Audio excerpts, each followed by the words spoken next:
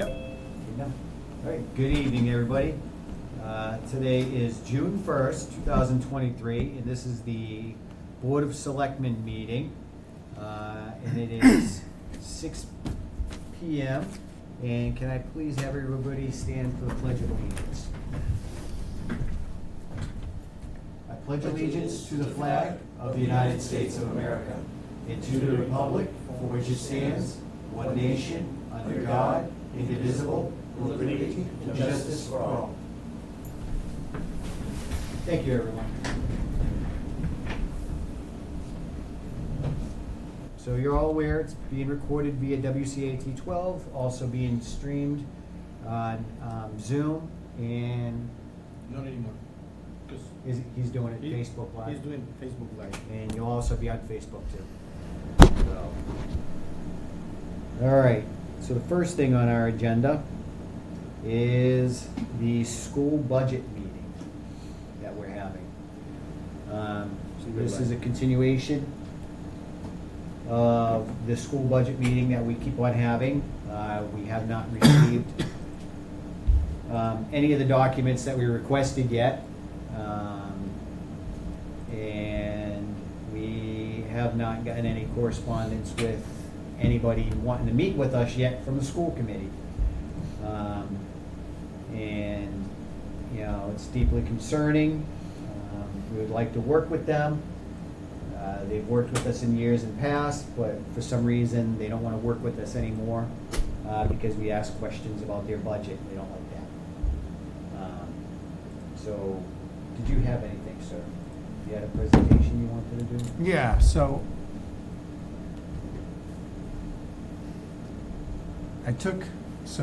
back in March, we did get at least some preliminary stuff. So I took some of the figures from that and added percentages. So they gave us numbers, but they didn't give us the percentages. So the above minimum, you can see for Warren, we have the minimum local contribution, which we have to pay, right? That is a state mandated number going up 4%, which isn't bad, right? 4 or 5%, Right. It's not a bad increase. Then you have the above minimum contribution, which is voluntary, completely discretionary on the town's part. Discretionary funding. What they're asking for is almost 140% over last year. It's quite a bit of money. And you can see West Brookfield is in a similar position. They're being asked to do 150% over last year. And so overall, they're looking for 18% more for their budget than last year from the two towns combined, which is a gigantic increase. I know that there was an increase last year in our own budget, but it didn't approach 18% by any way, shape, or form. So this is really a lot. And then the combined above minimum request is 143%. So what's interesting is today I spent some time. I went, anybody can check this. If you go to Wikipedia and you do Massachusetts school districts, you can get all the regional districts, and you can take a look. So I looked at Quabbin, Tantascwa, Amherst, Athol, New Salem, and Gill Montague. None of those districts, from what I could tell, were asking for above minimums for their member towns. Some of these are 2 towns, some of these as much as 5. Quabbin and Tantascwa both have 5 towns. But there are no above minimums. They just take what the state gives them and the other aid and grants and whatnot, and they make it work. So certainly nothing like $1.2 million over and above what they're already getting. The worst percentage increase was New Salem, Wendell. They had about a 12% increase, but most of it was well under that. So 6%, 7%, 5%. Athol, actually, their school budget was going down by 1%. Oh. going down. Can you imagine that? We need to hire that superintendent. Maybe we'll just join their district. Yeah. So the other interesting thing is if you go to the websites for these districts, so you can take like Amherst Regional District, do a search on Amherst Regional District FY24 budget, and you'll end up being able to pull up what their numbers are and maybe a nice PowerPoint presentation in some cases. There's a lot of information. And while I was doing this, I went to Quabog's site. I'm like, well, what do we have? What? We don't have anything for FY24. Zero zip, nothing. There's Yeah, they nothing didn't- on there. My understanding is they didn't do a budget book for this year. It's I had asked them. Nothing. They got no budget book. Yeah, Yeah. yeah, they didn't bother, Yeah, they said that they're short-staffed and they only have one finance person that comes in once a week, so they didn't have an opportunity to But they- produce one. But how the school committee's 11 people or something, 13 people? Some of them could have done it. Subcommittee for the budget, Yeah, I mean, that, budgetary sub. so how did they come up with a budget if they didn't have something that would have, Guesswork. yeah, okay, all right. So maybe it was this, right? This thing that we got in March. This should be on the web. I mean, all these other districts have information on the website, so you can easily go and see what's going on. Well, I did it on Zoom. I did a block. You did a block, okay. Yeah. The noise too? Yeah. I'm just afraid people are not gonna listen to Hold on I'm one gonna ask second. Travis. Travis, is the air conditioning interfering with the sound?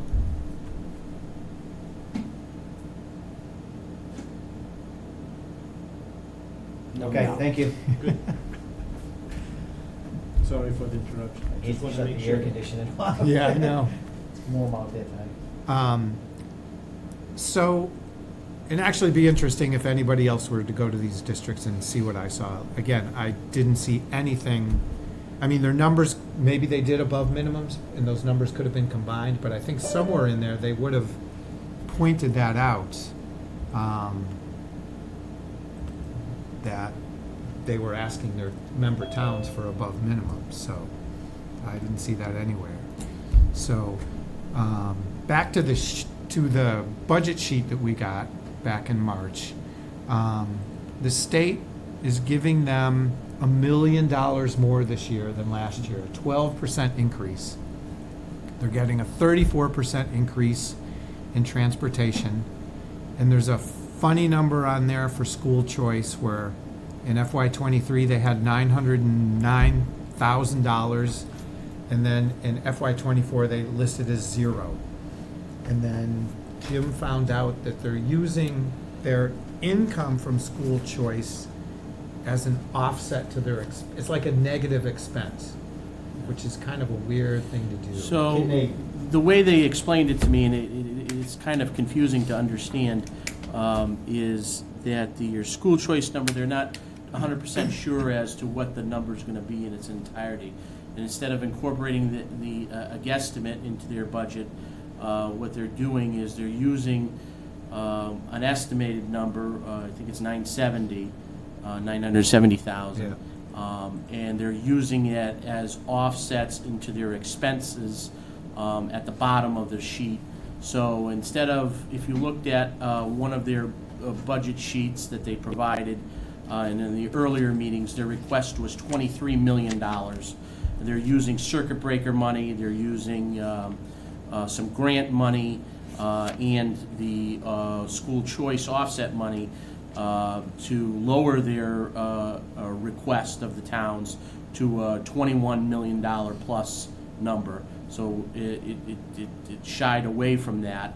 I guess their reasoning is because they're not 100% sure on these numbers, and that's their best way of doing it as an offset of expenses. From what I understand, they have also built in somewhere along the lines of a $20,000 to a $30,000 swing either way if they don't get that estimated number. So You know, it's really not clear as to if that's the best practice to do for budgeting, but that's what their financial advisors or firm that they've hired is writing the budget. Yeah, it just seems kind of odd. Yeah, there's a lot of things that pop up in concern, and I understand people are getting confused about why we're fighting this so much. It's the transparency. It's the fact that there's so many questions coming up, and they're asking for such large numbers, which is gonna affect the tax rate if they get these numbers. If they were to get their $1.2 million that they were requesting, the tax increase would be another, $500+ annually for a home of $250,000. That's a tremendous impact for people on a fixed income. I've been hearing from a lot of the residents, and they just can't have that happen to them. They're making hard choices already, and living on a fixed income, they don't get these increases. They don't get a 40% pay increase. They don't get No. an 18% increase in their budget because the school decides to spend more money. It hurts our residents. It hurts all our residents. We truly care about our school district and our students. You know, we have kids in the schools. We care about them. We care about what's going on in the schools. But we care about all our residents, and we're looking out for everybody in our community. We understand that their job is to look at what the school is, but our job as the selectmen for the town is to look at the total budget for the whole town and how it impacts everybody. Whether it impacts services that we have or if it's impacting the tax increase. We just can't take a hit like that in our taxes for our residents. A majority of our town lives below the poverty level. They're on fixed incomes. They cannot afford to, as I heard on some comments on Facebook, they just need to do their part. They've done their part. And that's very disrespectful to our elders and our seniors and our veterans that have worked all their lives and are sitting on a retirement net now and just getting by. Okay, we can't ask them to do more. It's to the point where the school really needs to put a pencil to the paper and identify, their expenses, what they can do without, and bring that budget down. Unfortunately, it doesn't seem like they're willing to do that. They basically tried to bully, the selectmen into approving things and residents by saying things that your children are going to suffer. We're going to have to lay off all our employees. We're going to have to do this. We're going to have to do that. That's just not true. There are several other schools within the communities, comparable size, that don't have an above minimum contribution. We pay what we're required to pay from the state, and it just seems like it's just never enough. They just received another $1 million from the state, but yet they're still asking us for another $1.2 million from Warren alone for a local contribution, above minimum contribution. People need to understand, and the school needs to understand, that that's discretionary spending. It's not something that we have to give them. It is not obligated that the town give that amount. And after reviewing the regional agreement, we don't have to compare. We don't have to match if West Brookfield decides to give them $2 million, we don't have to come up with $3 million or $4 million. All we have to do is match their operating budget and transportation. We do that. We split that cost. That is the only thing we're required to do. We are not required, if West Brookfield wanted to do an outrageous number for an above minimum contribution, that's great, let them do that. Warren doesn't have to do that. You know, it's completely discretionary if we want to give them that money or not. And they should not be looking at that as being something that they're automatically going to get each year. That is not what the purpose of above minimum contribution was for.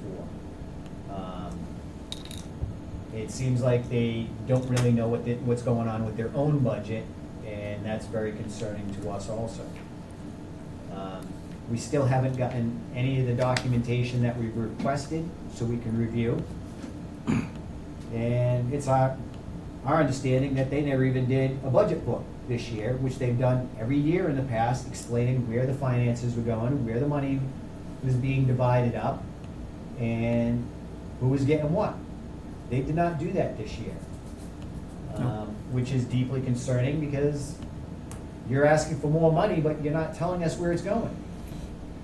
I don't know, I don't feel comfortable about writing a check for the town when we don't even know where that money's going. Yeah. You know, there's no transparency at all. And it's getting out of hand.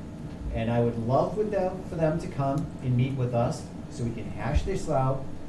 Let's sit here, talk as adults, and work on this. But if they continue to refuse to work with us, it's just gonna hurt the schools. It's, you know, we can't approve something that we don't know where the money's going. Or if they even need that amount. They don't even know if they need that amount because they don't even have a budget book to go by. So it's getting a little crazy here. But again, I'm reaching out to Andrew Schwenker. Please come to our meeting. Let's discuss this. Let's work at it like adults and move forward. It's also my understanding, as of July 1st, they have no budget. There's no budget for the school. It was shot down, it was voted down, which was probably not a smart thing for whoever spearheaded that, say, coup to shoot down the budget. It would have been best interest to approve the budget. At least they would have had something as of July 1st, and then they could have requested something later on at a special town meeting. They could have come back and said, hey, we need more money. They could have requested that from the town. Instead, they shot down what we put in front of them. So now they have no budget. They got themselves in a predicament there. So this is the spreadsheet that we put up at the annual town You meeting. got that one? Yeah, so right here, so, you know, what they're asking for would raise our taxes 14%. And Derek, these are your, so Jim, do you remember, are these numbers, is that number, without the school budget, right? Right. Okay, so so the town has a $12 million budget. The schools have a required amount of almost 11. So without an above minimum, right? They're half. That's without the above minimum, yeah. Yeah. The 12 would be the entire thing. Oh, okay. Yeah.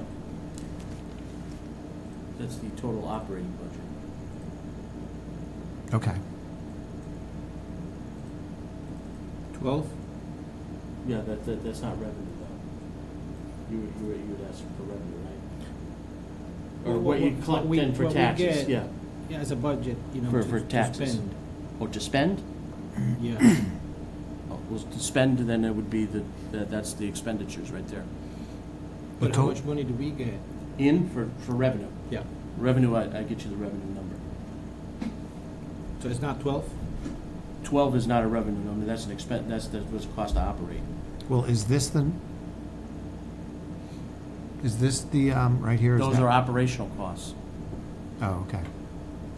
How much more is what we get? For what? For revenue? Well, you've got property tax, motor vehicle excise tax, there's a whole different buckets of revenue that the town gets. So, I can get you that more accurate number. So,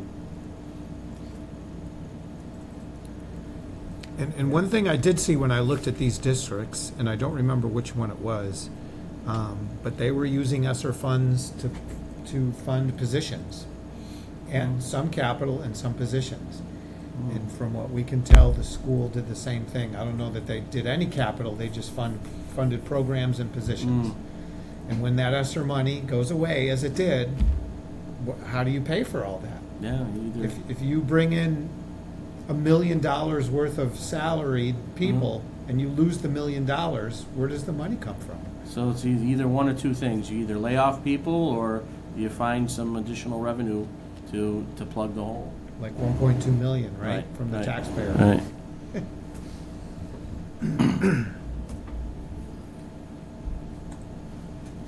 so, Rich, would you let who would me have, share my screen? Yeah. What the heck? Hold on. Carrie would have that number, right? Total tax revenue? Yeah, so we're about 92% collection rate. Tax revenue she would have, sure. Yeah.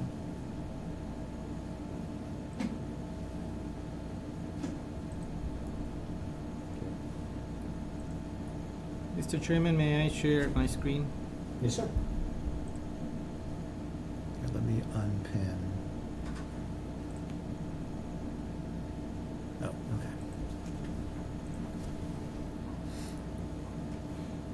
okay. Okay. So this is me as a resident, as a person, as a parent, as a somebody who looks at things, just trying to give a message to the teachers, PTO, and everybody who thinks it's being affected by this board. And I could be wrong. I mean, there's no one from the school committee here to correct me if I'm wrong. But this is my perception. I saw a document earlier where it says that the school gets $21 million to operate, correct? And Yes, actually 22. if we as Almost town 22. are really nice and want to give above minimum $500,000, is that little thing at the bottom. So my question is, does that little portion, which is at 2.3% of the $21 million, justify scaring teachers that they will lose their jobs? I mean, if you have a big budget, that little thing is not going to be detrimental for their operations, No. right? It's just the message that I want to give to the teachers and PTO, everybody who works at the school, that this board is not screwing sports or anything or programs at the school because of this decision. Even look at what $500,000 is from the whole budget, And like we said, the above minimum is if we as town members want to give it, and that's what the voting is for, right? So I see a lot of people very concerned. Like I saw a question like, is it going to be soccer next season? And they said no because of the budget. No, that's not true. It has nothing to do with the budget. Don't be afraid. We're just talking about that little right in this on the right side, which is $500,000. We propose 110, which is 0.103 from $1 million, but it is not detrimental that you're gonna fire all these people because of that. Right, or close schools, which has been Yeah, brought So up in the- too. Threaten I to mean, do that's- that. And I mean, it's Yeah. not even in the So the agreement. 21 million comes from what the town gives, because we as a town, we give like $3 million or something like that, more than that, correct? We give more than $3 million to the school. The rest is from West Brookfield and the state. So they get 21 to work with. Last year, we gave $4.2 million. 4.2 All, million. you know, altogether with transportation above. This and- 110 is extra from that, correct? Which is the 3%. Yeah, Just that. I just want to give that message then that what we're talking about here is that little square on the right. right. And it's our, us as residents, we can give it to them, you know? If this thing doesn't passes and the town gives nothing, I'm still gonna cooperate with the school, I'm still gonna help them, I'm still gonna do whatever I can to help. You know, it's up to the people, it's extra, it's optional. Thank you. So, Mr. Chairman? Yes, sir. Mr. Chairman, with regards to Selectman Belize's question, fiscal year '22, the town received for real estate and sewer collections about $6.4 million, okay? In fiscal year '22, for motor vehicle excise tax, the town received about $653,000 in collections. The town averages roughly around the low 90s for collection rates in terms of that type of revenue. There's other types of revenues, obviously grants, state aid, any type of aid that comes in. Those are all considered pockets of revenue as well. Thank you, sir. Thank you. All right. Did you have anything else? No, I don't think so. Okay.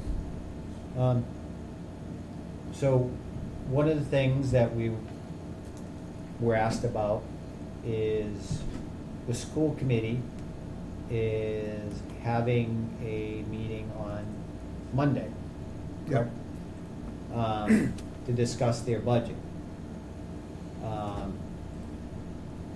We will not be going to that meeting, and the reason why is because we were not provided any of the requested documents that we asked for, so we could prepare for such a meeting.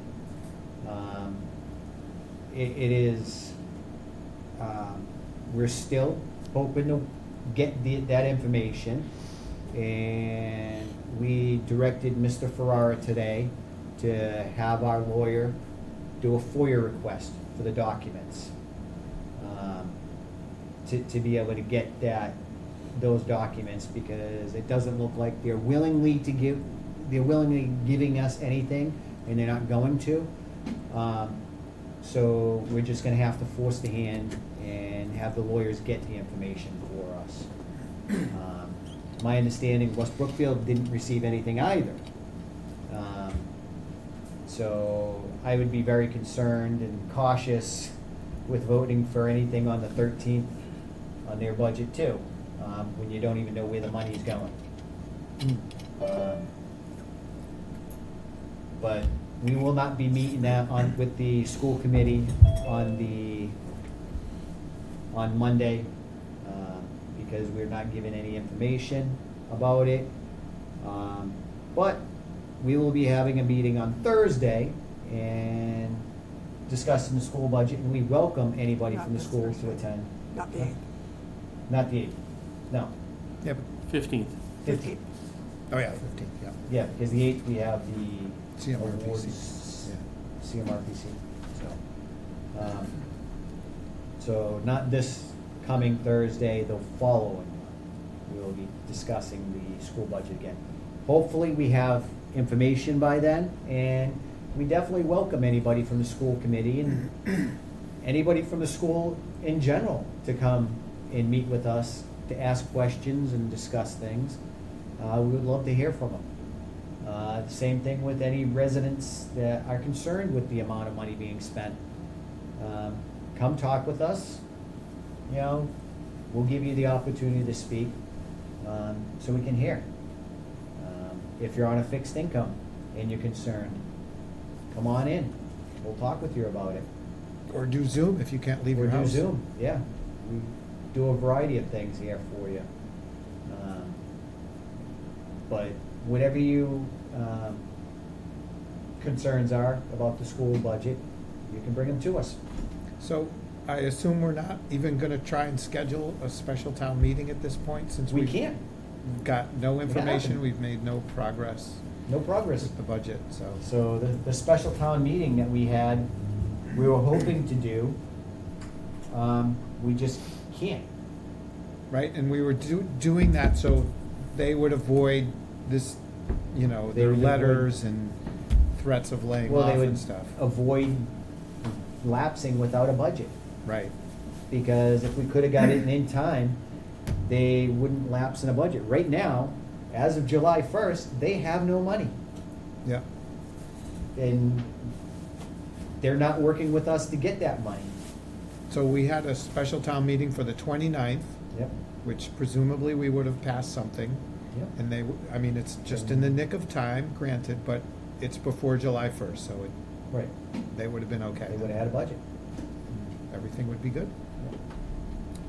So, Keeping in mind also that a special town meeting requires a 14-day notice, obviously, so we would have to, you know, have at least something posted at least 14 days in advance. And Yeah, then, 15th. and then obviously, you know, we have to receive a certified budget from the school department to act on anything. And we have yet to receive that. Right. so. If people are concerned, if teachers are concerned, residents are concerned about their students, their children, talk to the school committee. Tell them to get in here, be an adult, and work with the town. We are more than willing to work with them and resolve this. But, you know, we do need a realistic budget. We're not gonna support something that's $1.2 million. The town just can't afford it. So come in with a realistic budget and let's discuss it, and it shouldn't be a problem. Mhm. And again, the above minimum contribution is, well, we have some cupcakes right there, but it's the frosting on the cupcake. It's the extra, okay? We've already given them, or we've tried to give them, their operating budget and transportation, and the town decided that they didn't want to do that. So, bad move. Just really bad move. But, yeah. So, Mr. Schwanker, I still haven't heard from you. Give me a call, you got my number, send me an email, let's work this out. All right? And Mr. Farrar, if you hear anything, please, have you gotten any correspondence? No, I did speak to Attorney Blake today and pass him along your request, and he's going to process that for you, request to the schools. Thank you. Have you had any contact with the superintendent? I spoke to her briefly yesterday. You know, she said that she wasn't going to be able to make this meeting today. She encouraged us to go to the one on June 5th, and they haven't finalized their budget yet. I don't know what's taking them so long. I don't know. Hmm. My understanding, they're hiring a lot of people though. Oh, okay. Because they're laying people off, that's I've been excellent. told that, it's like they're hiring a lot of people, and it's like, And they don't have a budget. they don't have a budget. Okay. Yeah, doesn't make any sense. All right, did you have anything else, sir? Yes, don't touch my cupcakes. No, I won't take the frosting off your cupcake. It is Mr. Belize's birthday today. He's 25, right? Yeah, 25. All right. Did you have anything else? No, I don't. Anybody from the public have anything? Mr. Conrad? Oh, Conrad, resident. I'm one of those senior citizens that's affected every time property tax rate gets jacked up. Every 3 months, I lose half of my social security check to pay property taxes. I can't afford it. And somebody, somewhere in government, is gonna have to put a stop to it. There is no increase that I can touch. I'm not getting extra money from the government. I have to live on what I got. Thank you, sir. Anybody else? Ray Capaco, resident. I just want to get on the record publicly with a couple of facts, and I just need a confirmation from the board. Other than superintendent coming here 2 meetings ago to read to you a letter from the school committee's lawyer, has there been any attendance at any of the town meetings, finance committee or superintendents, from a member of the school committee or from the superintendent? No? No. Okay. And there were 3 particular meetings that the selectmen and finance committees of both towns were invited to attend. And I know that this board was represented at all 3 of those meetings, one of which couldn't even have a quorum in order to have a discussion about anything. And so one of those meetings was held December, just a minute, I want to make sure everything's accurate here.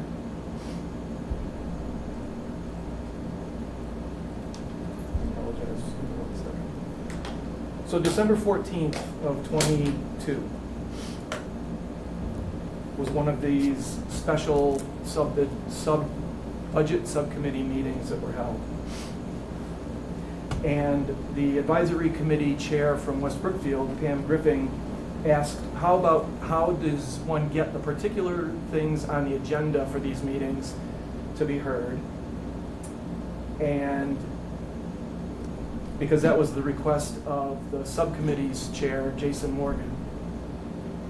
And she asked explicitly if the school could give the towns a sense of what they were looking for.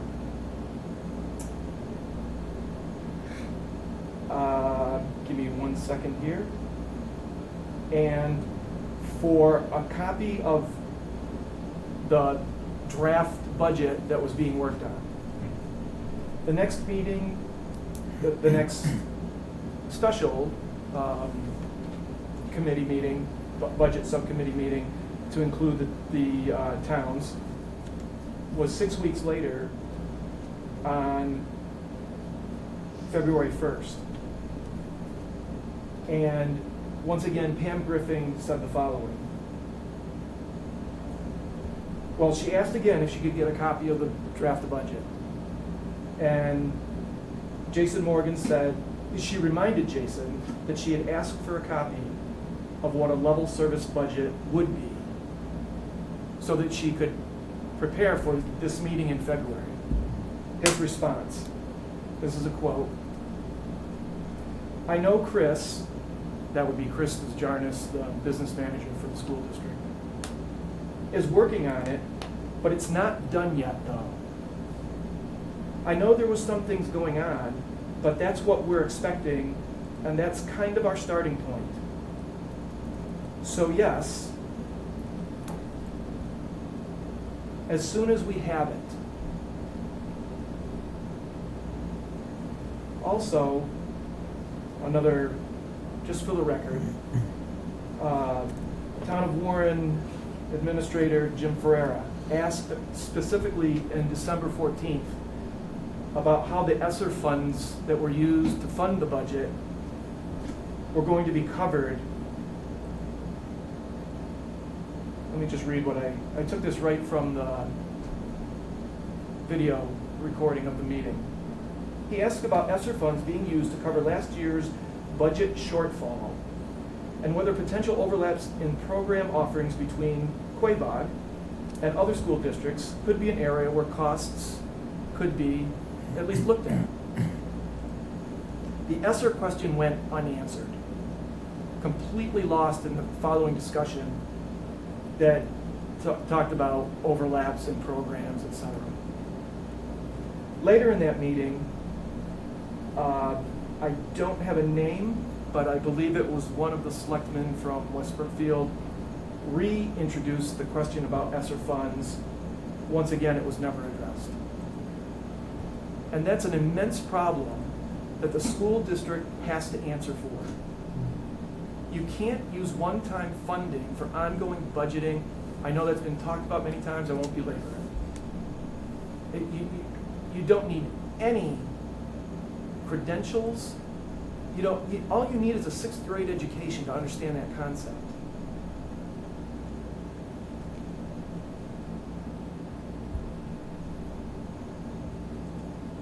I have more things to say that I'd like to put on the record, but maybe that'll happen on next Monday's meeting with the school committee. Thank you. You're welcome to say it if you want to. We're here. And I'm not really prepared to address it fully. Okay. I want to do my homework so I talk accurately. Good. Thank you very much, sir. You're welcome. Anybody else have any questions or comments about relating with the school budget? Anybody on Zoom? Nope. No? Okay. So we're still in a holding pattern with the school budget, and hopefully we can get something resolved here eventually. We are willing to work with them, but we're not getting that level of cooperation. So I request townspeople, if you have kids, talk to the school committee. Ask them why they wouldn't want to work with us. Ask them why they don't have a budget this year. And, go from there. But as of now, the school has no budget as far as with Warren's contribution, because it was voted down. Well, not as of now, but as of July 1st. Yeah. Clarify that. All right, so moving on. Okay. Review and possible vote on the following line item transfer requests from the following departments. You gotta make a motion. All right. Each one of these a separate motion? Sure, yep. All right. I'll make a motion to approve the line item transfer request from the Board of Selectmen. Selectman Ihacker, if you want, I think it would be best if you go off of the sheet for each individual one. Oh, boy. Is that right? Yeah, these are just the total amounts. So if you do them individually for the requests. All right. So I'll make a motion to approve the line item transfer for the Board of Selectmen for $100 for Civic Plus. We're gonna, And we're gonna do one motion for each of these? Yes. Uh-huh. Okay. second, All in favor? Rich Ihacker, aye. Derek Bailey's aye. David Dufresne, aye. Passes unanimously. All right, I make a motion to approve the line item transfer from the Board of Selectmen. This is interesting, for $1,290 for IT audit. Second, All in favor? Rich Ihacker, aye. Derek Bailey's aye. David Dufresne, aye. The motion passes unanimously. Make a motion to approve a line item transfer from the Board of Selectmen for $14,200 for gas and electric bills. Second, All in favor? Rich Ihacker, aye. Derek Bailey's aye. David Dufresne, aye. The motion passes unanimously. Make a motion to approve the line item transfer for the Board of Selectmen for $11,000 for electric bills and C2 Adams bills, which is electricity too, right? Or streetlights. Second, All in favor? Rich Ihacker, aye. Derek Bailey's aye. David Dufresne, aye. The motion passes unanimously. Make a motion to approve a line item transfer from the Board of Assessors for $1,015. Second, All in favor? Rich Ihacker, aye. Derek Bailey's aye. David Dufresne, aye. The motion passes unanimously. Make a motion to approve a line item transfer from the treasurer for $1,200. Treasurer's here to answer any questions that you may have. It's the tax taken property. Right? Yep. That's no. Second. All in favor? Rich Ihacker, aye. Derek Bailey's aye. David Dufresne, aye. The motion passes unanimously. I'll make a motion to approve a line item transfer from the Warren Fire Department, $2,000 for the ambulance. Fire chief's here if you have any questions. Second. All in favor? Rich Ihacker, aye. Derek Bailey's aye. David Dufresne, aye. The motion passes unanimously. Okay. Discussion and possible vote on appointing Charlie T. Williams for 1 year as a full-time police officer. Chief, you're up. That's me. So today I bring in front of you Mr. Charlie Williams. Mr. Williams started his law enforcement career back in 1996 as an auxiliary officer in New York. From there, he was an auxiliary officer in Leominster and Southbridge. And most recently, he was part-time patrolman for Holland and Wales. Charlie brings a lot of trainings to us. He's a firearms trainer, de-escalation, control procedures, active shooters. He's also a civil rights officer, right? And he's bilingual in Spanish. Excellent. It's up to us. Very good. I bring to you Mr. Charlie Williams. Welcome, Mr. Williams. Thank you. Do you have anything to say? The floor is yours, so. Just looking forward to coming here and seeing what I can do. Helping out. Very good. Thank you very much. It's great to have you. One more thing I remember, he's Milo certified trainer. Nice. Oh, excellent. Very good. We have one of those. Yes. Very good. All right. Do you have any questions? Well, of course, we'll need your help on the school budget, as you've heard, so that'll be good. We're looking forward. We're looking forward to that. All right. Yeah, no, I You don't good? have any questions. Do you have any Glad to questions? have. Oh, thank you very much. If you ever see a little yellow truck saying, "Muy bien, ayuda," that's me. Mr. Ferrari, did you have anything? No, welcome, Officer Williams. It's great to have you, and look forward to working with you. I guess we should vote on that first. All right. So, do a motion? I'll make a motion to appoint Charlie T. Williams as a full-time police officer for the term of 1 year. Second. All in favor? Rich Ihacker, aye. Derek Bailey's aye. David Dufresne, aye. The motion passes unanimously. And Mr. Williams, congratulations and Welcome welcome to the aboard. team. Yeah, yep. Congratulations. Welcome aboard. Okay. And I have to say, you probably have one of the best chiefs in the state. Oh, geez. Yeah, Good. We have Oh, by USA. far, we have the best police chief and the best fire chief in this state. Hands down. It was. Thank you.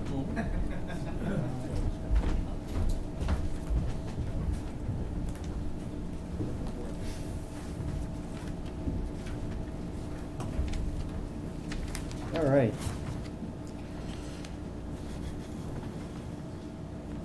Okay, discussion on storing retired fire engine 5 from the fire department at Quabog Regional Middle School for educational purposes. Good evening, everybody. Really, Chief? Adam LaVoy, Fire Chief. Here to discuss Engine 5. For anyone that doesn't know Engine 5 is a 1975 Pierce. It was a mini attack. If you can currently see it, if you drive down Quabog Street, it's parked on the side of the fire station. It served the town for many, many, many years, and well. It was taken out of service approximately 2.5 to 3 years ago. We are currently replacing that vehicle. The new Engine 5, or what we will eventually call it, we're still trying to determine, that is actually due in the end of July or August. So this vehicle has been sitting dormant. We've used it, as people may have noticed, for a Christmas decoration out front each year, with Santa on top and everything. But we applied for a grant I think I applied 3 years in a row for a grant to replace that vehicle, and finally on the third year, once I said it was completely out of service due to some pumping issues and maintenance issues and stuff, we actually received the grant from the feds, so that was good. It was a 50% basic match from the town and the feds, so that Worked out great, and that project's almost done, thank goodness. So we're going to go down the usual path of, putting it on municipal bid, or, getting working something out with Copart or something like that to take the vehicles as the municipality has done in the past. And it was brought to our attention by actually one of the students in the Quabog class that said, hey, what do you do with that little fire truck that sits behind the fire station? And we kind of told them the story. They said, well, what if we use it up at Quabog? And never really occurred to any of us. And so we took it out, we power washed it, we cleaned it up, and we tested it. It still runs, it still drives, it still holds water. I can't maintenance it anymore. I can't pump test it anymore. So we can't use it for fire department emergency services because it's been out of service and has some issues. However, we do feel we can use it in some capacities up at Quabog. So we talked to the school preliminarily. I talked to Principal Duff. He has no problem taking it on. We're working on some other things up there to enhance that program. We've recently selected new students to be going into that program next year. So I think this would be a valuable way of kind of keeping it and repurposing it. So I wanted to have the discussion with the board tonight so that all parties were comfortable with the situation and we could possibly use it for that. We could still charge lines, we could still have the students pull lines and do certain drills with it. So we would like to move it up there in some capacity and have that conversation with the school, but I thought the first conversation should be here with the board, because of the facilitators of the equipment for the town. Well, thank you very much. I think it's a great opportunity. We have this equipment that, again, we can't use in an actual fire, but we can use it for training. And it'd be a shame not to have that resource in being able to take that opportunity. I think it's a great idea. I agree. There's only 3 of those vehicles, and to my knowledge, that even exist in this area anymore because of their age and stuff. And it'd be nice to kind of. I know a lot of the retired firefighters and stuff would love to see it still used in some capacity. Yeah, I'm fine. Yeah, sounds like a good idea. Very good. Yeah. So I'll work with Mr. Ferrer and the school. We'll make sure that happens. But I appreciate the support on that. Yeah. No, definitely. Thanks for thinking outside the box and bringing new elements to the training curriculum. Good job. Appreciate it. That's why he's the best fire chief in the state. Yeah, how can we Hands say down. no? Whatever he wants. All right. So next thing on the agenda is communication from Lieutenant Governor Kimberly Driscoll. So we ended up getting a letter from the Lieutenant Governor. Wouldn't this be under correspondence? And it's addressed to Mr. Ferrara. So, did you want to read that letter for the record? Yeah, sure. So this is from the Lieutenant Governor, Kim Driscoll. I'm writing to congratulate the town of Warren on having completed your first Community Compact Best Practices Grant. Both the Governor Healy and I are hopeful to boast local government practices and foster strong partnerships with our municipalities through Community Compact. Your participation in this program, and in particular your work to regionalize and to have a financial management review undertaken by the Department of Revenue, Local Services, is commendable and will provide key short and long-term benefits to the town of Warren. Our Community Compact programs aims to enhance our shared commitment to provide better government for our residents, primarily focused on delivering more efficient, professional, and responsive services. Governor Healy and I appreciate Warren participating in the Community Compact Initiative. So this was also sent to the Senior Deputy Commissioner at DLS, Sean Cronin, and Juan Gallio, the Assistant Deputy Chief of Staff to the Lieutenant Governor as well. So it's really nice that the Lieutenant Governor and the Healy administration has recognized the town's efforts in completing this grant and successfully completing it and working with the Department of Revenue on behalf of the town. I also sent out a thank you note to Sean Cronin and to Melinda Ardway and Zach Blake, who came out to the town to interview all our staff and elected officials. and to craft this roadmap as we move forward. So it's certainly a milestone in the town's history, and hopefully we'll continue to forge together with DLS and the community compact initiatives to get some more grants down along the way. Very good. Good job. And, you know, this is great to be able to see that people in higher positions in the state are recognizing the hard work that everybody's doing, especially the hard work you're doing, Mr. Ferrara. So, Well, it was a team effort. You can't get this thing done without a good team on the field, and we had that with getting this done with the DLS and the finance team and everybody who participated, Dawn and Carrie and Tammy and Betty Jo and everybody. So it's very important. Very good. Thank you. Did you have anything on that? No, it's nice to get a letter like this. Good accomplishment. Very good. Great job. Thank you. All right. And thank you to, you know, the governor and the lieutenant governor for recognizing the efforts. Thank you. And moving on now, communication from the Executive Office of Energy and Environmental Affairs, Melissa Cryan, Grant Program Supervisor. And that was this one here? Yep. So CMRPC, our planning partner, has been very instrumental in helping the town move forward with some of the administrative of some of the planning grants that the town was a recipient in, one being the open space and recreation plan.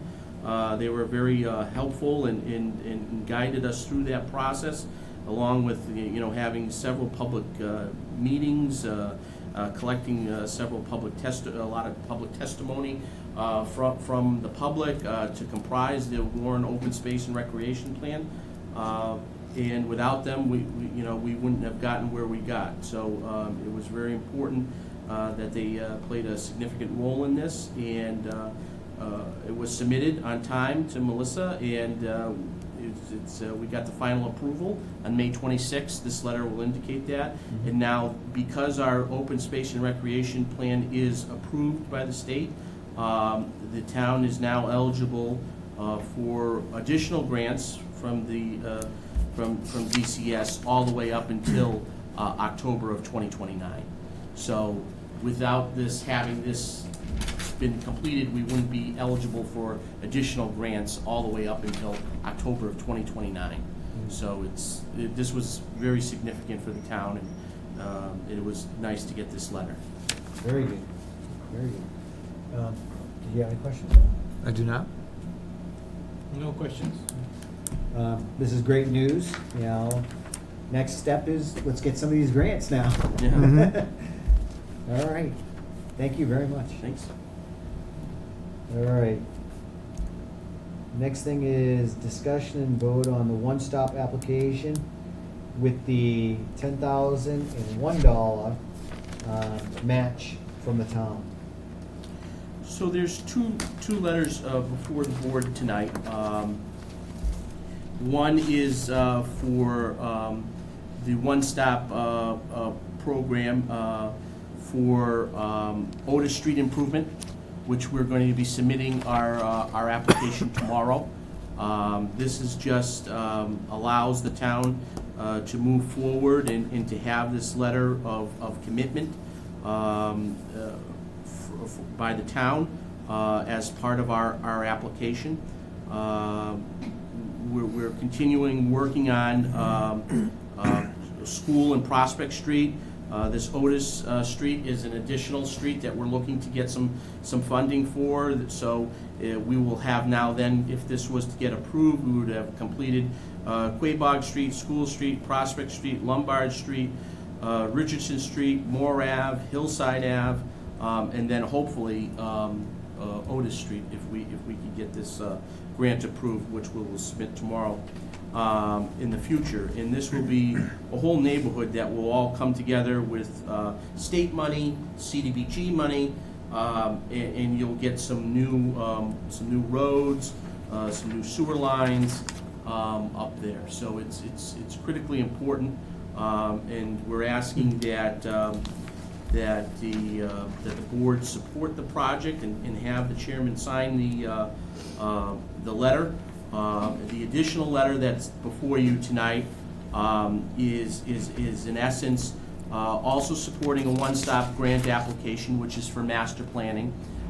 That is basically saying that the town is going to submit an application to have a master plan, comprehensive master plan done on the entire town as part of the grant, which would require a match of above $10,000, so it can be 10,001, and that we would have a commitment of those funds as part of our matching budget that we would get allocated come July 1. So we don't need the money right now, right?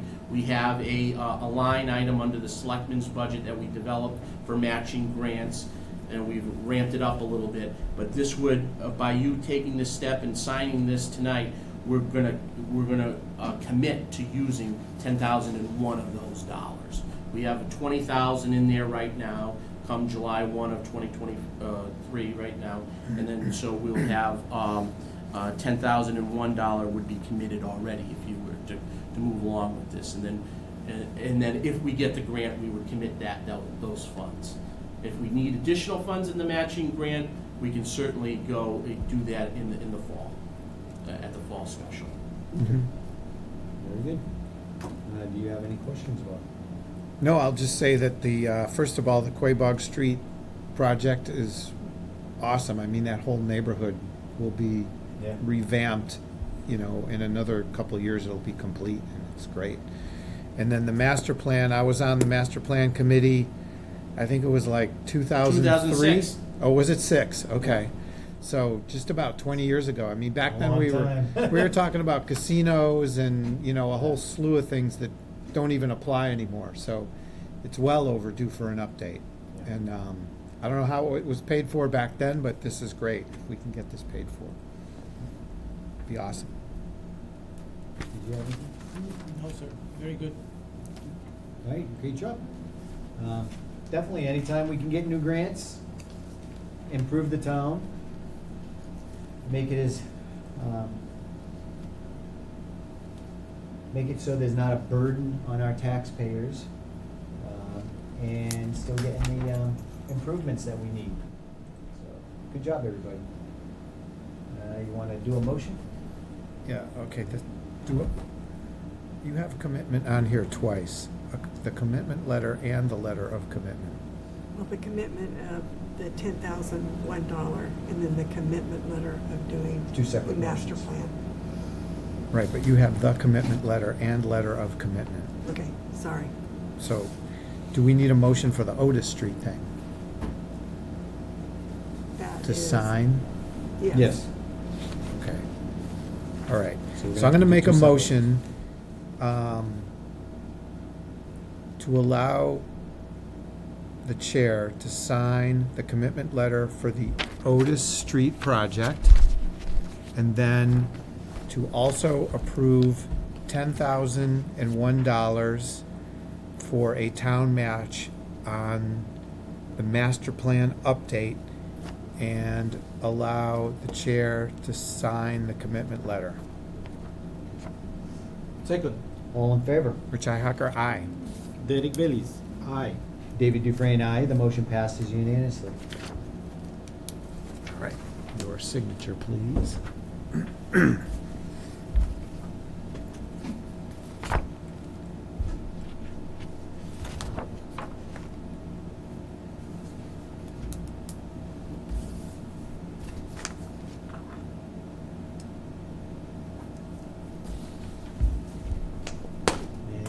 And are you getting these or? I'll take it. I gotta submit them with the application tomorrow. Thank you. All right. Great news. Great news. All right. Now we're on warrants and bills.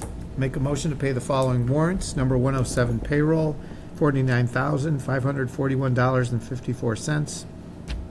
Number 108 vendor, $828,333.52.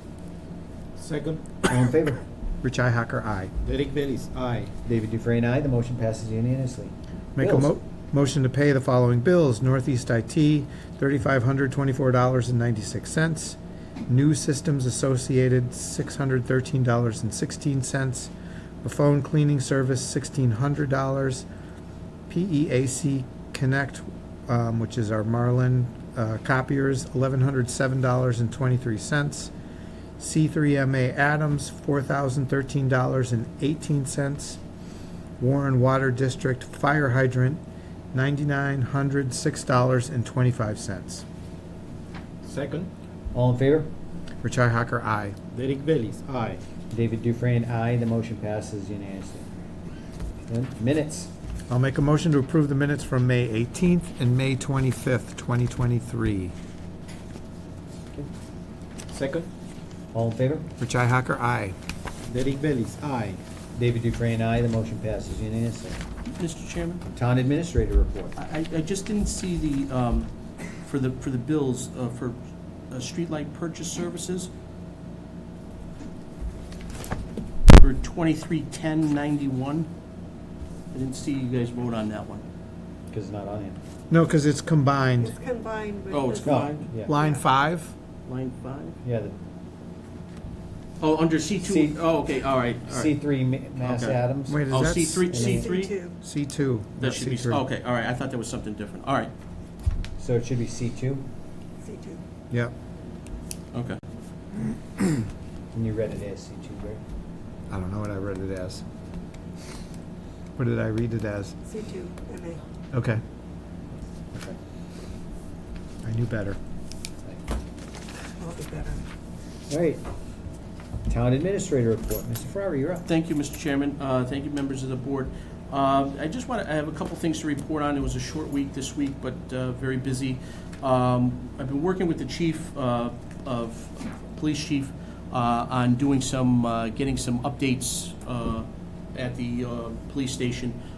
We've got fire services as a recommended company by the fire chief. They went in there last week and performed the test on the complete fire alarm system over there. Hasn't been tested in some time.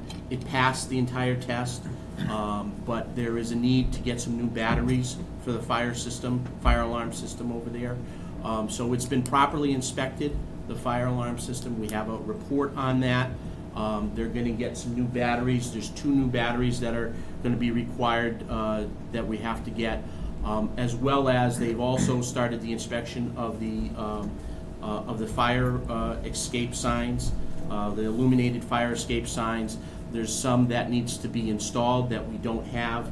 We currently have just a paper sign or a plastic sign. We need an actual illuminated sign. So they're going to be working with us to get those up to the standards. I've been working with the chief on that.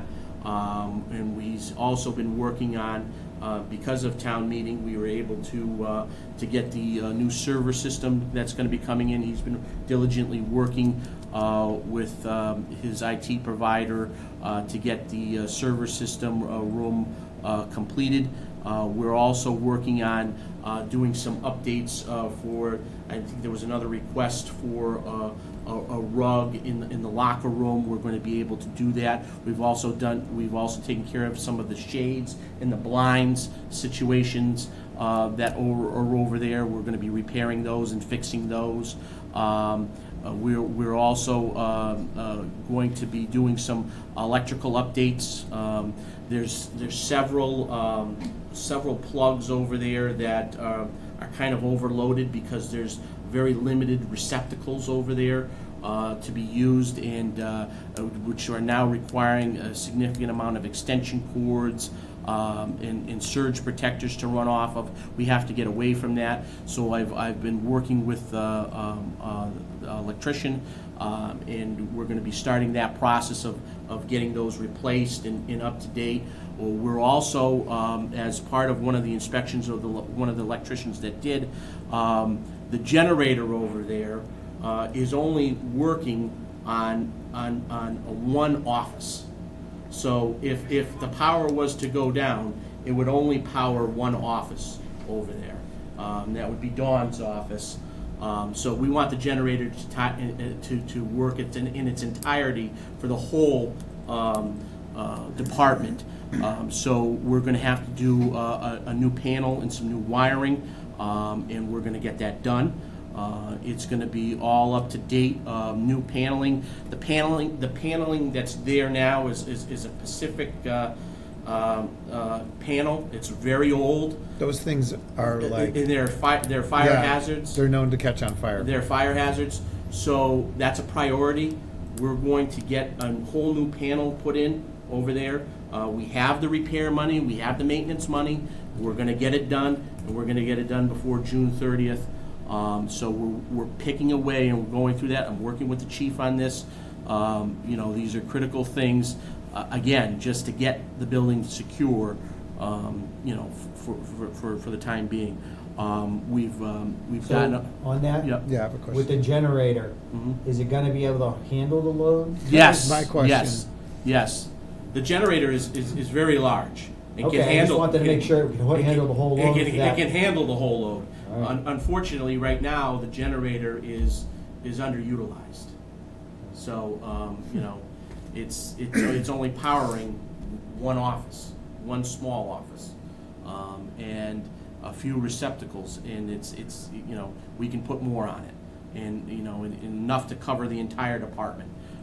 You know, I think the main purpose of that generator at some point was probably when the town had, you know, a 911 system in place and they were doing dispatch.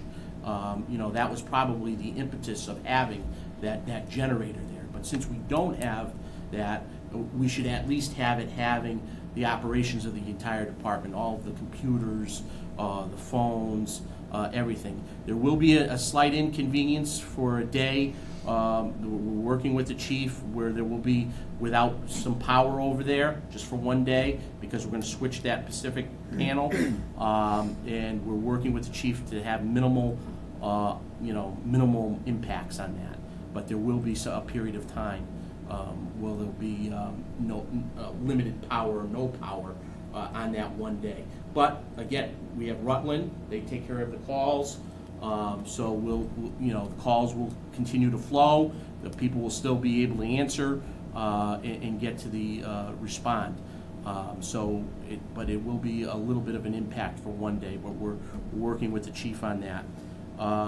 There's a couple other exciting tidbits for this week. We've received quite a bit of responses and inquiries to the feasibility study. I think there's probably over a dozen so far of people that have actively are looking to submit something by the deadline. So I envision that to be a very highly competitive process for our feasibility study. So please tell the men and women of the department there's really some good hope there that we're going to have a really competitive feasibility study coming out. So it's really going to be an exciting time for the town to see that evolve. Working with Adam on some issues, Chief Lavoy, with his computer situation over there. Thank you for approving that transfer tonight. The Finance Committee met last week. They approved only the transfer for Adams for the IT aspect of it. That still leaves us without firewall protection for highway and for senior center. I'm going to have another conversation with the Finance Committee on the importance of this and to try to get this money for that so we can get those initiatives put into place. But Chief, that will be coming next week. Hopefully I'll be contacting Northeast IT tomorrow to have them finish setting up the Chief's area over there. And obviously we're continuing to work through the end of the fiscal year as we approach June 30th. So I've sent out some emails to departments making sure that they call all our vendors and call anybody for any possible outstanding bills that we may owe, so we don't have to address them at a special or a town meeting, to make sure that we get all our bills paid by June 30th. And we're working obviously with the accounting department on June 25th meeting. The auditor, Jim Justy, who will be making his final send-off, final audit of the town, he will be coming in front of the Board of Selectmen that evening to make a presentation on his audit findings for this fiscal year, just like he did last fiscal year. So he will be having that on for the 25th of June meeting, or I'm sorry, the 22nd of June. So that will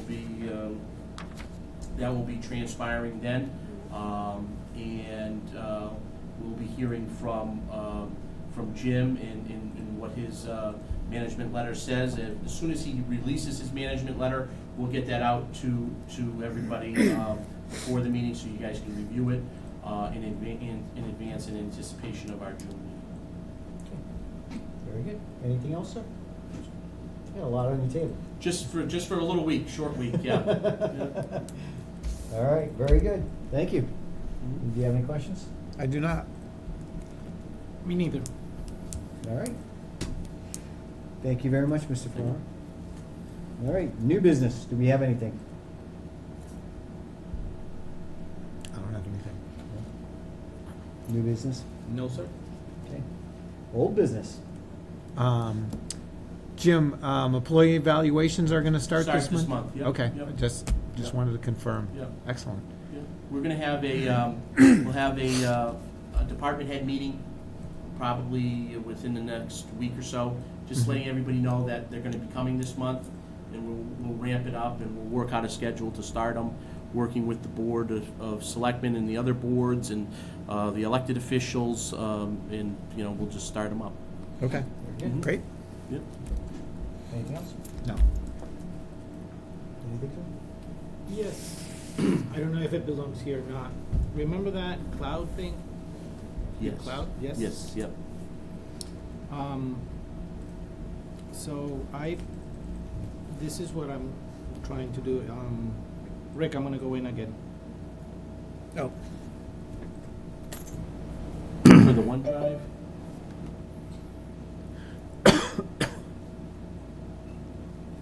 So trying to help Mr. Ferrara with this, I'm taking the lead on this project. I'm gonna share my screen if I can.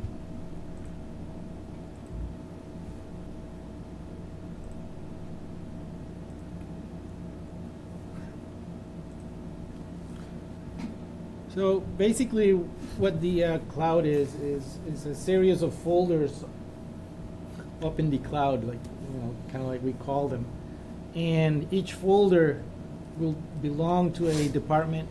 Each folder department will have access to just a specific people for safety, and nobody else can access.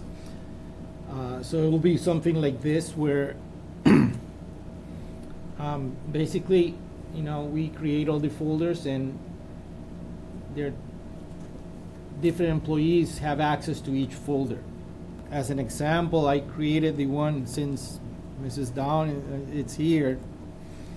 I already created the folder treasurer and gave access to this folder to her, and right now to James Ferreira. The way it happens is, when you are in your email, you have a little icon on your left, and where it says OneDrive. You click on it, and then you're going to see these folders. Now it has to be like a map. So the next step, oops, too long. So the next step is, we're going to create that map with Mr. Ferreira, saying, for example, planning board is going to have its own folder. It's going to have all the planning board members, secretary, and someone else. In that folder, we can share, we can save things that belong to planning board. And same thing happens to all the other departments. So at the end, we're gonna have another checkbox from, what is the DLS. DLS? Where each department is gonna have its own private, I think it even goes to HIPAA compliant, but I'm not sure. I'm gonna find out from Outlook, but it does security, so you can save stuff over there that, you know, that you and someone else have access to it. Okay. Are you So following? this is able, so you can drop, so if you're working on, say like, the employee evaluations, we could drop the employee evaluations in there and each of us work on it and Yes. go through it. And then at the end, we could do the final draft and submit that. But it allows each of us to review it. Only In the real- people in real work. interested in, so we have to create that map where it says Department Planning Board, for example. We're gonna say each individual, only they have access to that. That what makes it secure. By email, you can't access it without your email, without the town's email. Yes. I have a quick question. I thought that our server was already set up to do this. That's what we're doing. But you're saying that's on the cloud, or is that on the server? Because I have a drive on the server already that In my, OneDrive, right? OneDrive? no, not on OneDrive. So everybody, because we get Outlook, we get one kind of like a cloud service, which is safe and private. My intention is just helping Jim and getting that box checked, that all the departments have access to a shared folder that they can put safe documents over there. You can work on them, you can do whatever you want, you can upload them, you can download them, you can erase them, you have all the privilege, but only you and whoever you want to have access to that folder. That's where we do the checkbox. We're just trying to check the boxes for this. Derek, can I add something? Yes. So your case is different than, say, the planning board, where Jill has something on the server, but none of us on the planning board can get to it. So like if we want to look at a special permit that was issued last year, we have to ask her for it. Where with this, if you create all the folders up on this cloud for the planning board, then we could just go and look for the documents that we want, and put additional stuff up there. So it's probably better for a board kind of situation maybe than what you have, but still, you know, I don't know if you can share right now with Jim some things that you might need to. So you might keep, you know, certain things on the server and then other things on the cloud, you know? Including sharing with Carrie or Betty maybe, I don't know. My understanding with the cloud is, say the server, if something happened to the server and it died on us, that's it. We don't have anything. If it's on the cloud, you could always grab it. Yeah, the server would be backed up, but it would take time to get it restored, get a new one and restored. Where, yeah, you'd have access to those documents right away. And like you said, you know, for the planning board or other boards who want to work on something, want to look for something, that's the best place because, you know, everything will be there. You can open that folder and we're going to have subfolders, Yeah. which only that department will have access so they can work, you know, together and keep it. You know, the technology is going that way. So it's a checkbox for this, I don't know, what The DLS audit. the DLS audit, from Yeah. the DSL audit, to have this tool. It's just a tool that will help us. I can see 100, you know, not 100, 5 years from now, there are not gonna be any more local servers. You know, as a fact, where I'm working on, everybody's asking cloud server. So it's cheaper, you have backups, and you don't need to have it here, you don't need to have air conditioning. So at some point, we're going in that direction, and that's probably what they're trying to drive us. And to check that box, we're gonna create these folders for all the departments, and, you know, you can use them. You cannot, if you don't want to, you know, but I think it's very helpful. And to be clear, this was one of the recommendations. Correct. that- Yes. From the review that we had done. Mm. So, one thing is we're gonna have to be very careful when somebody is off a board or leaves the town, they need to be removed Yes, so that's from the why I'm access. working with the Yeah. town administrator, because he's gonna be the power that he will, it's very easy to do, go there and say, oh, you don't have access anymore. Bing. Yeah. That's good. it. Okay.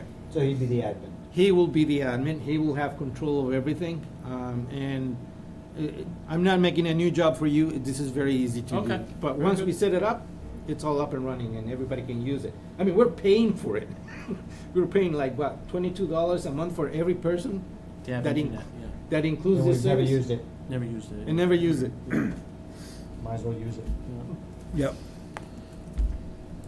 Thank you. Okay, very good. Right. Anything else, sir? That's it. All right, so that was from old business. No other old business. Correspondence, we get Comcast letter to Mr. Ferrara. So there was just a, I think there was just a brief change in some of the Yep. channel lineups that they wanted to notify us of. So with this, our PEG channel, channel 12 for WCAT 12, is going to be changed to PEG channel 6. So we'll be WCAT 6 instead. So you won't be able to find us on channel 12 anymore. We'll be on channel 6. And that is happening on August 3rd. 2023, so it's coming up here. The other one is the simulcast of PEG Channel 12 will be it's moving from 1084 to 1070. So the new channel would be 1070 for that. And then we have a channel 15, which we don't actually use. I don't think we use. Oh, I have a CAT 12. But that's channel 15, and that's actually going to be moving to channel 8. So we'll have channel 6 and channel 8 on those. All right. So moving on from that, we had another correspondence letter, and I don't think we have to do this one. Is she requesting to be? No, she just wanted you to know about it. All right. So that was just a discussion. And that was from Marianne Pedrusky. And she was with the Board of Commissioners, the Warring Housing Authority. And the letter was just talking about the position that was going back and forth for the tenant board member. No, we do not need one. That we do not need. So, that was that. And then, moving on to comments and concerns. Do you have any comments? or I have concerns? 2. All right. So first of all, Ann Goby, our former senator, represented this area, was promoted to the Director of Rural Affairs, right? Rural communities. I just got off the phone with her yesterday. Okay, Yeah, she's really excited for the position. I said, whatever you need, Senator. Her official day as a senator is going to be Sunday. She's doing it's one quick. final thing, yeah, and she's going to join the Healy Driscoll administration on Monday, and she's really excited, and she wants to come back to Warren and help us out in some rural stuff. Very good. So, Yeah, she's always been good. She's always been responsive, too. Yeah. yeah. She's been great, so it'd And be great so- to have her in a position like that. The new governor has like a big focus on rural communities. It's awesome, because, we've sort of been underrepresented. The gravity is all on Beacon Hill and the Boston area. And having Ann on this is, Yeah, if you're not from that's awesome. Springfield, Worcester, or Boston, they don't care Yeah, about you. who? Yeah. Yeah. Warren? There's towns west of 495? Yeah. Yeah, there's a whole separate state. So definitely congratulations to Ann, and we look forward to working with her. Very good. My second point is, I hope people notice, because we did get hammered on this earlier, 2 years ago, when we were talking about the problems with the town hall, the old town hall, is that we are spending money on the old town hall. We are fixing things, and we Yes. did get that criticism. No, we can't like rip it all apart and do all this stuff, but we are trying to make small improvements, fix things here and there, help out the police who are in there. So we are using that money, which in the past, that money hasn't been used at all. So at least we're getting some stuff done.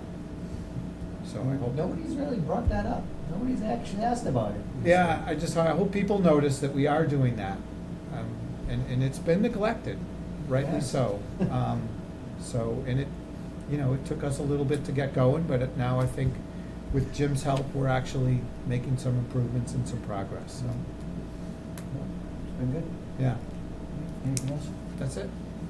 Do you have anything? I have three. Gary? 3. Oh, you tried Right. one up me, huh? I'll try to be fast. So I want to propose that we I'm already married, sir. get US flags for our main street. Yes. We Like on need the, it. on the telephone poles, or? Yep. I think that would be We amazing. need some decoration, we need something that makes us Spruce it feel up a little. proud of our town. Sure. So I really want to see that we look into it, because it just, we need to. It's something we have to do. I honestly, I love driving through communities and you see all the flags displayed throughout the main street. And it's amazing. And I know some of the side roads we have here, on Southbridge Road, they have a little area where they have some flags that are displayed on the poles. But it would be great to have something like that. Yeah, That'd be amazing. I was gonna say Town Farm Road too, there's a resident, right? On, like 10 or a dozen poles, I don't know, puts up Yeah. flags. And it does look good. you Yeah, know? it does look good. Number two, speaking of looking good, I went to both Memorial Day parades, one for Warren, one for West Brookfield. They were all awesome. They were everything. All the authorities were there. They shined. It looked really good. I was just very surprised that none of the teams from sports were at the Warren parade. That was very disappointing for me, because the town of Warren gives them money every year. We let them use our facilities in a regular basis, and no one show up to ours. To me, it was disappointed not to see any of the teams representing there. I got mad. I passed the word to the soccer, because I still help them. They didn't show up on either one. But, that's not the point. We need to, I was very unhappy about it. It's sad to see that, because they are from both our communities, and there are a lot of kids that live in Warren, and parents that are in Warren that play these sports, and they did not march in our parade, Too which good. is sad. And the reason I got is that, well, they did Warren last year, so this year they're doing West Brookfield. Well, they were on 2 separate days. There's no reason why they couldn't have come to the Warren parade and then the West Brookfield parade, and represent both towns. And I think that would have been a great thing for, the kids and all the residents to see the kids too. Because it's a sense of pride in your community. Didn't the last year was Warren did for both towns? Yes. Yeah, it was a combined parade. Yeah, well, this year, West Brookfield didn't want to take any part in our parade. And that's okay. I think both events are great, and good, but the teams, I mean, look at the band from the school. They have kids from both towns. They went to both of the parades. Yeah, it was great to have the band down. They were in both. They march all the time. I was there with my son. He was playing the saxophone, and he went to both. And he did it very happy. And he was very honored to do that. And I think the sports just look at that example. It was sad, but, you know, we still had a great parade. Oh, that was Did great, you know, and it is what it is, and hopefully, because they went to West Brookfield this year, they'll go to Warren next year. Or at least hopefully that's the intent. We'll see. Still, it's not fair for either of the towns. No, it should be both towns should have an opportunity. West Brookfield takes a lot of pride in their town and their parade, and they should be there to represent, just like Warren. Yep. Should be there to represent. And again, the parades were on different days, but it is what it is. Number 3. Yes, sir. So from a resident, I'm not gonna say names because they're not present, so that, you know, I'm just gonna express his concern that he said that there's a business in town that he's asking us if we are sure that he's not running without a license. He had the event of, you know, a bad experience from a client went into that place, and he got screwed up, and he went to this other place, and this is what has happened. So I don't know how to handle it. I told him I was going to bring it to the board. What business? Well, it's not really, doesn't say what is mechanical business. It doesn't say a name or anything. It just gives a name and a phone number to operate. Is there an address? He told me where it was. It was on West Warren. It's a mechanical business? Yes. And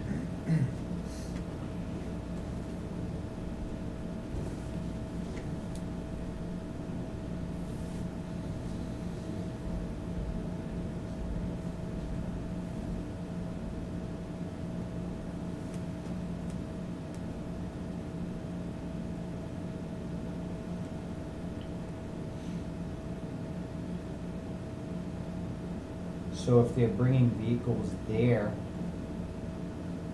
that would be a garage then, and you would need a vehicular license, right? Not a vehicular, Repair? what is it? They don't need a CD license at all. They just need to have a license from the town clerk. They don't have anything for mechanical. Having an auto mechanic? I looked into it last year because I was really surprised that one particular, and as long as they're not reselling any vehicles, the town does not. Yeah, we'll have to do look into that. Give me the address.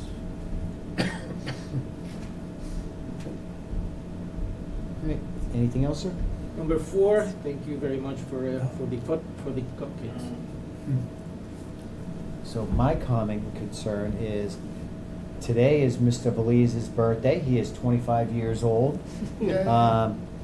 Congratulations, sir, and happy birthday. Thank you.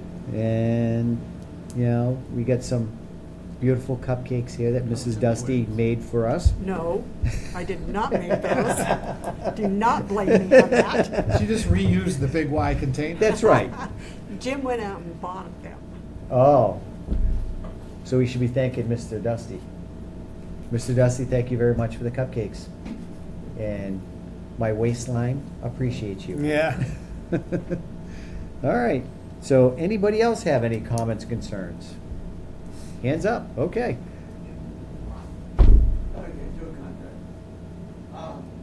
I like the idea of having an illuminated fire escape sign,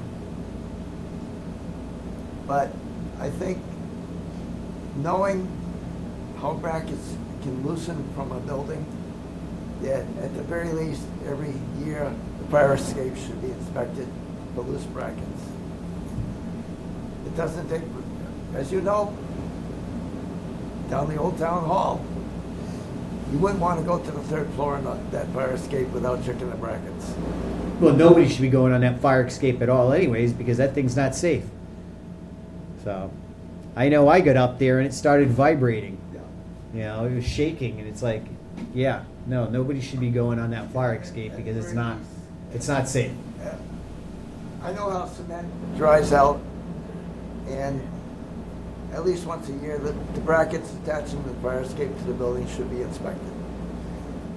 But what we're doing is checking off small things that are issues with that building. The fire escape is a whole larger issue that needs to be addressed, and that's gonna cost a lot of money to do that. Right now, we're looking at low-hanging fruit, basically. Yeah, we're checking off little things. If we could put a fire, exit sign in that's illuminated, that helps the town, as far as for safety. So it's little things we can do, and that's what we're trying to do. We all know there's a lot of issues with that building, and we just can't afford it right now. Well, we to do what we that. can, right? We can do what we can, work within our budget. It's a new concept. Oh, yeah.